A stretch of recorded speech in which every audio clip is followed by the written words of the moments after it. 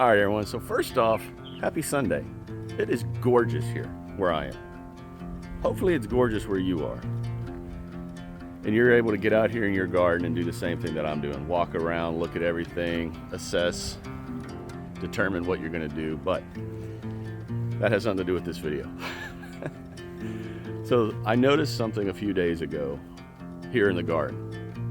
And I've done some research. And in this video, we're just gonna talk. It's gonna be an opinion video. Because I wanna know everyone's opinion on the subject of cross-pollination. Now, this isn't some glamorous topic, but as gardeners, this is one of those topics that's part of gardening. And I didn't know it was such a controversial thing, whether cross-pollination is good or bad. I have my opinion on it. And I thought, let's talk, and I can show you something that happened in this garden probably 2 years ago that I'm just now seeing. So everyone, just sit back, relax, give me about 10 minutes, 12 minutes, grab some coffee. Let's just have a good, nice little Sunday conversation.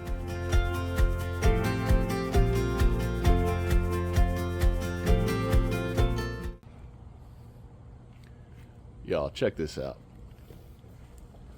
Look at how beautiful that is.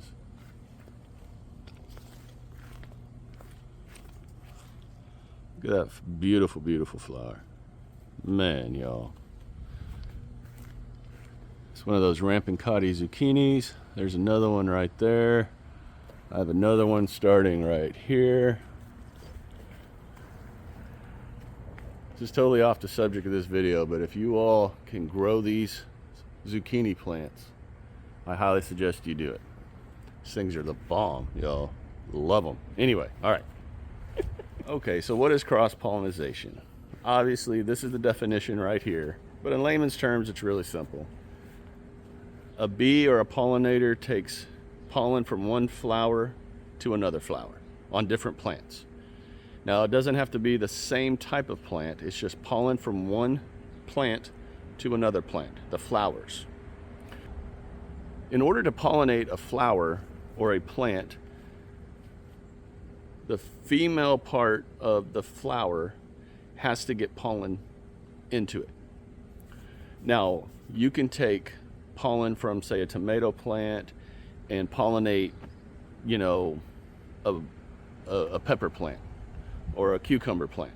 You're not going to have some mutant hybrid, monsterish, crossbred freaking cucumber and tomato, but it does pollinate it. Now, where cross-pollination gets kind of wonky, in my opinion, is within the same species of plants. So if you have two different types of tomato plants right next to each other, that's where you can get a hybrid tomato. Or pepper plants. You got two different types of pepper plants next to each other. So you've got a jalapeno and a Carolina Reaper right next to each other. Well, if that jalapeno plant gets pollinated from the Carolina Reaper plant pollen, those jalapenos might be pretty doggone hot. It's just part of it. It is what it is. And that's also how you can get some really cool hybrid vegetables. On the show, what is that? The spicy... On that Hulu show, The Spicy World of Pepper Eaters, that I've talked about a few times, one of the main peppers in that season was what they called an accidental cross-pollinated pepper.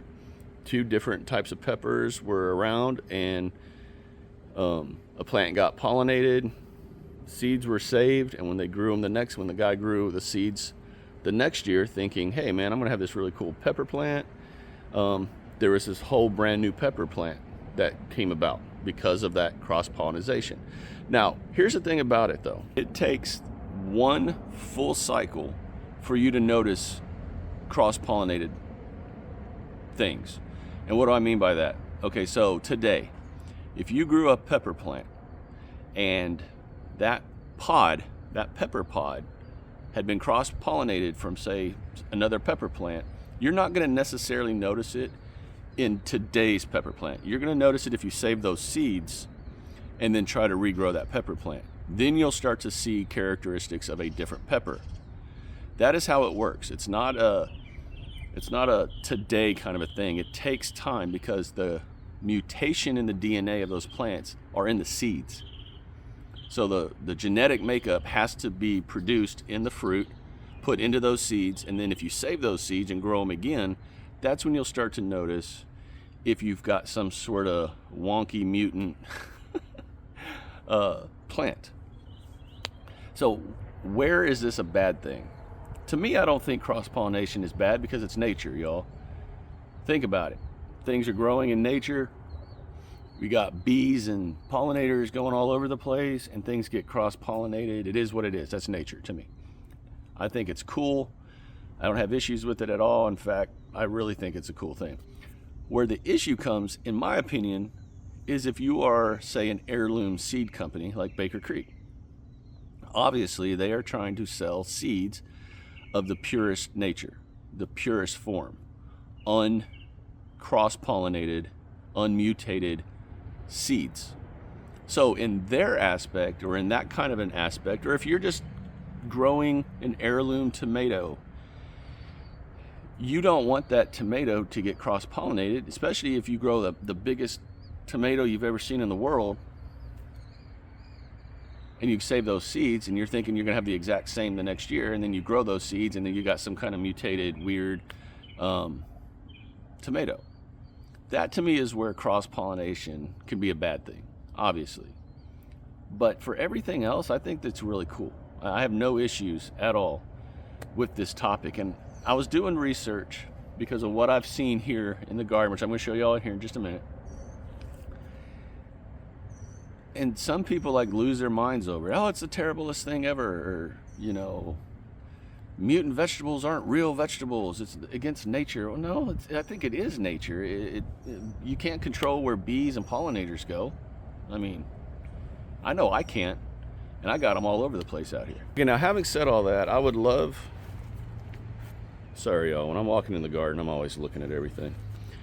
What I would love for everyone to do is drop your comments to this topic in the description below. Let's have a conversation here in this community of gardeners. Okay, so we're going to talk about some okras right here that have definitely cross-pollinated, which is crazy. Now, if you remember, about 6 weeks ago, I planted seeds from this pot right here. I found this at the top of my closet. Been up there for a couple years, literally. I mean, you can see the seeds inside, you can hear them. This pod right here. I planted the seeds all right in this section. And it turns out these are the Star of David okras, right here. Okay. I've been growing these orange Jing okras right here for about 3 years. Love these okras. I love the color. The flowers are just gorgeous. And I will always grow the orange Jing. Love them, love them, love them. Tastes good, everything. Now, I was out here in the garden a few days ago, like I mentioned. I'm looking at everything, and I'm harvesting. And I noticed these okra right here. Now, look at those okra. They are not quite the color of those orange ones, right? But you can see orange on them.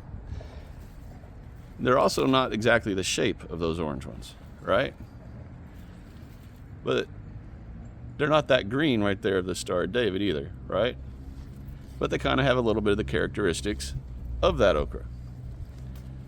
So I started doing some research, and I am quite certain that is a hybrid between the orange Jing and the Star of David okras. Now, I harvested 2 pods off of that plant.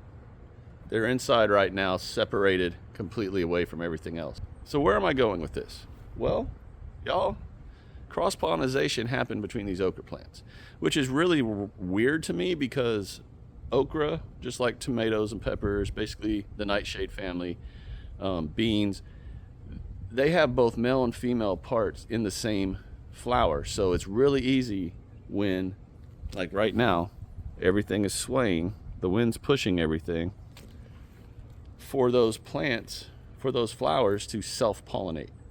They don't need the cross-pollination to pollinate. But at some point in the life cycle of this plant, that's what happened 2 years ago. Because I've been planting both of these since then. Now, not the Star of David. I didn't plant them last year at all. I forgot I had these. But at some point, I had this cross-pollination happen.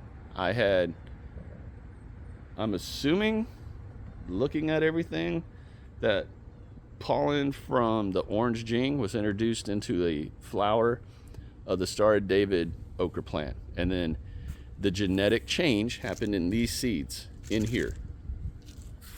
Now, is it a coincidence that I planted these right here and they're changed? It's a very big coincidence, because this did not happen this season. This happened 2 years ago. Also, shouldn't all of the seeds in here have the same mutation to where they all look that way? And my other question that I've been pondering is, shouldn't all of these Star of Davids have this orange mutation to them? Why do I have some that look completely normal? I mean, that big one, those all look completely normal to me, but those don't. But they all came from the same pod.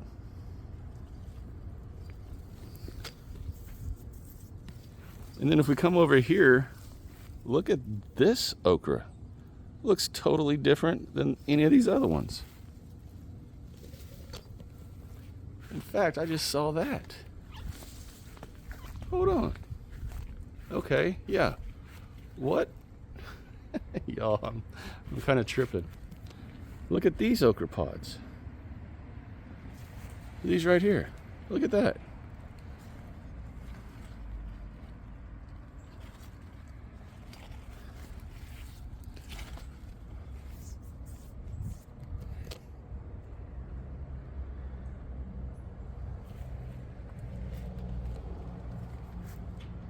Do I have some kind of brand new, weird, mutated Chad's wild okra growing? I don't know. I'm kind of freaking out. It's kind of cool. Those are all from the same seed pod, y'all. This one.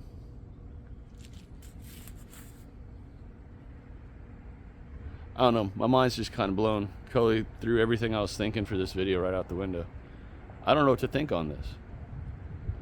I didn't plant a different type of okra over there. I planted the orange jings. The orange jings. These are the Clemson spineless.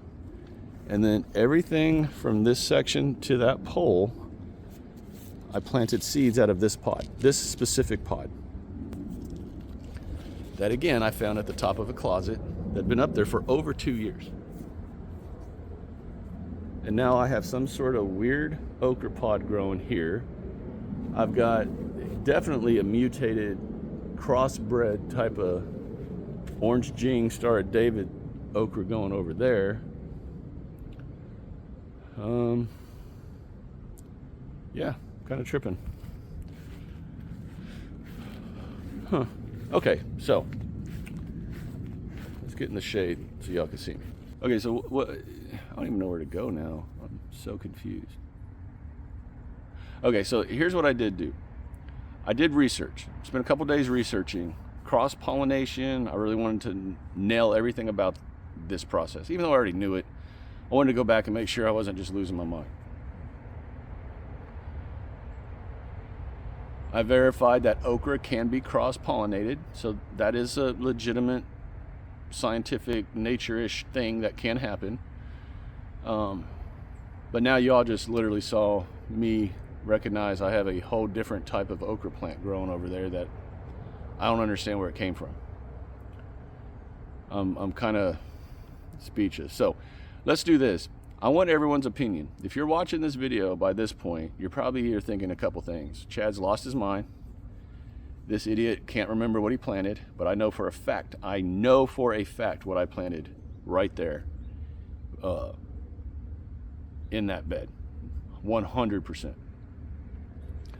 or he's just trying to do something for a video. No, y'all, I'm keeping it real. This whole video is about cross-pollinating and showing a really cool thing that happened here in my yard between two different types of okra plants, and the fact that the seeds, and the fact that this mutation did not happen this season. It happened 2 years ago, and I planted the seeds, and then that's what we just found out, we just saw. Now, my goal this year in 2024 was to have some fun with peppers, and I wanted to grow like white scorpions or white or like yellow 7-pots, and then mix the pollen into, say, a chocolate reaper and see what happened. Pepper plants are a pain in the butt. Very difficult. You definitely have to really protect them, and I'm going to do something next year that I think is going to be a lot of fun in that realm. But the fact that this happened out here in this backyard 2 years ago, I planted the seeds. I've got 2 stalks that have that weird orange shading to the shape-ish of a Star of David okra. Is just blowing my mind. And I wanted to share it with everyone. And I wanted your opinions on this subject. And what am I really asking? Well, one, have you all had examples like this where you've got things that have cross-pollinated and you're just like, hey, what is going on? 2, what is your opinion of it? Because I didn't know this was like a tomato sucker kind of controversial issue, where people are on both sides of the fence. Cross-pollinating is horrible and it's blah, blah, blah, or it's just nature and it's fine and just let things be. I will say this, for the most part, everything that I saw and that I read, the people that were kind of talking crap about cross-pollinating were more like seed companies or things of that nature. And I get that. Again, I get it. I don't really think this is a big issue, to be totally honest. Not like the whole tomato sucker thing. Take them off, leave them on, take them off. No. But I'm definitely shocked at what I just saw, to the point where I'm not even really able to finish my thoughts on this. I don't understand where those other crazy looking okras came from. All right, everyone, this video kind of went off the rails as soon as my brain recognized what's going on over there. I apologize if this is all over the place kind of a video, but I'm just keeping it real, showing y'all what's going on in the backyard, letting you into this goofy guy's brain processing. I'm really blown away. I'm staring at these okras and I just don't know where they came from. Okay, stop looking at them, Chad. All right, everyone, if y'all enjoyed this video, if you just got a laugh out of it, you think I'm just totally crazy, by all means, be polite, but let me know.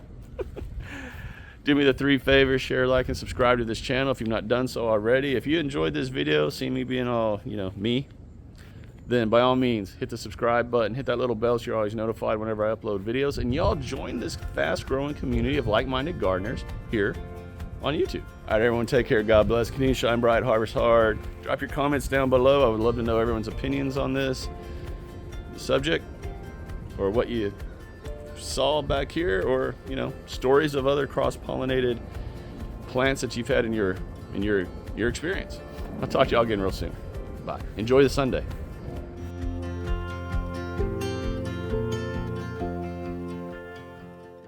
I think it's really cool when you see different types of plants